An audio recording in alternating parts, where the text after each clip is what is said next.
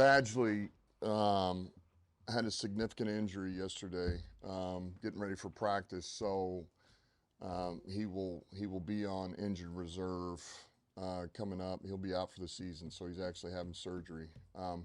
Anyway, we're feel awful for Badge, man. He worked his tail off to get ready for this season. He was having a good spring and was ready for camp, and so anyway, it's tough.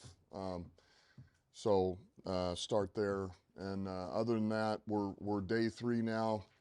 The guys are, you know, you got a little bit of running on you. They'll be a little bit sore, but we're going to get loose, get moving, and really red zone today. And it's been good. It's been 2 good days. There again, we don't have pads on, but it's been good.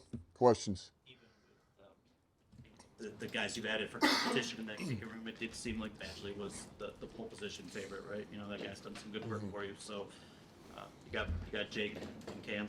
He looked good yesterday, but do you need to add some competition? Is there immediate plans maybe to add a guy to that room to push him? Yeah, we actually just had a workout and brought in some guys and just to take a look at, and it's something that Brad and I are talking about right now. But we're not in a hurry either. We find the right guy that helps us for competition, then for camp, then we'll do that. There used to be a thinking back in the day that kickers needed to give you everything inside of 45 or everything inside of 40 and be almost automatic from there, and then the long stuff was, icing on the cake. Is there still that belief among coaches that there's a certain distance that you really gotta nail that high percentage before you even worry about the long stuff? Yeah, I mean, I think so. I think really you just look at the numbers. You want to know. You want to know that percentage is very high. And where is that at? That could be you got to get inside the 40. It could be you got to get inside the 35.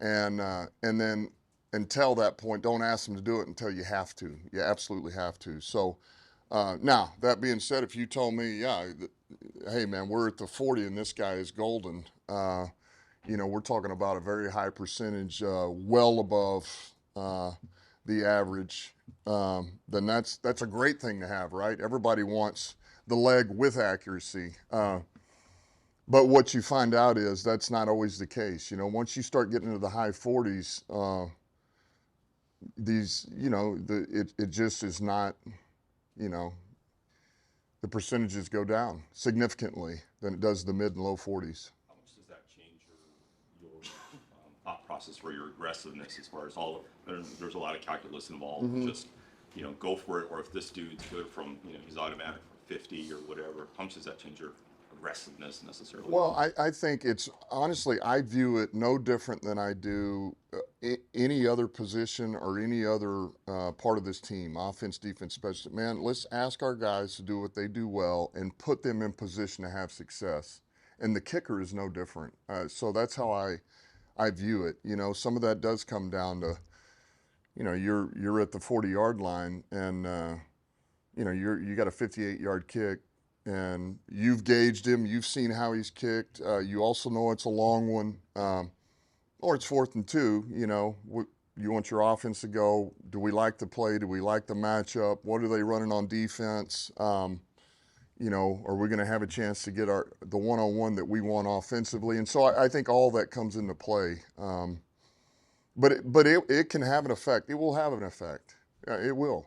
Is it hard? I mean, basically, is it hard to turn down automatic points if you think the guy is pretty much dialed in at about 50?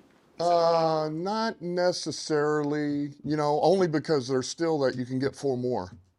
You can squeeze 4 more out of that drive potentially, depending on where you're at. And so I think the automatic points. It's I think it could be more. Is it 4th and 4? Is it how far is this 4th down? And so I think to answer your question, I know I'm kind of. I want to put our kicker in the best position to have success to help us. Otherwise, if it doesn't work out, that's on me. And that bothers me. I don't want it to be that case because it's kind of not fair to them either. I mean, we do it for the quarterback. We do it for we'll do it for offensive line, we do it for the backs, we do it for receivers, we do it for the nickel, the safety. And then it's not fair to not do it for your kicker too. I know he's got a job, he's got a task, so do all those guys. And I mean, it's like we got two of the best tackles in this league, and it's like, well, they have to block one-on-one. That's what they do. That's what they get paid. Yeah, but every once in a while, it'd be nice to nudge over there. It's not fair to go 65 plays and not give them help every once in a while to give them a breather. So, anyway. I'm sorry, I'm not going to get into the dominate the kicking thing. Just with Nate, not having kicked in college or field goals at least, I mean, how much of a concern is that? I mean, are you willing to roll the dice on that? And just, I know he's done it in the UFL, but just, the body of work maybe isn't quite what it typically is for a kicker that's going to be your guy day in, day out, big time, big pressure, all that kind of stuff. Well, I think we got to put him in as many, I guess, pressure situations as we can in camp, And he has kicked in games. I know it's not the same thing, but a little bit of it. The only way you're going to know is you got to put him out there, and you got to see how he does, and that'll come. I mean, look, right now he looks pretty good, and it's early, but he has a big leg. Man, I like his personality, his aura. I mean, he's got some confidence about him, which is nice. He seems pretty consistent about the way he goes about his business, kind of the same guy every day, which I appreciate. So we'll just see. We'll keep working him through practice and see where this goes. Hold on a minute. Go ahead. What have you seen so far from Terry and Arnold and Rakestraw? And I know it's early, but can you see them fitting in? Yeah, well, I would tell you, and there again, when I say this, okay, careful, it's, I see improvement from the spring, which is great. That means they retained what we were doing in the spring, and here we are 2 days into training camp, and man, some of those lessons they've learned, and it's already showing up. This is their second chance to get through the install. They got it in the spring, and now here we go, and so, man, they retained some of those coaching points and improved on them, and so I like both of those guys. I love the fact that Arnold would get up there and challenge, big, physical, pretty smart guy, just, time on task. He's got to learn. And Rakestraw's the same way. Rakestraw's pretty instinctive. He got our one takeaway yesterday, got a ball on the ground, which is great. So look, those guys are a work in progress, but after 2 days and a spring, we like where they're at. Biggest change you've noticed in Hendon since the spring? Yeah, he's another guy, I would say, coming back, you wanted to feel like he retained what we did, and there was just you felt like he just took one little step forward, and all right, we're not back to, here's the read, you should have thrown this here, should have checked it down, should have launched the post, and man, he's done some things that are good, that are really good. It's like, okay, you feel just a little bit of growth, which is what we wanted to feel. So taking command of the huddle, and some of his decision-making has been good. The accuracy's been better after 2 days. Now, he's like anybody else. He's got things to clean up. But, yeah, we are certainly not disappointed after 2 days.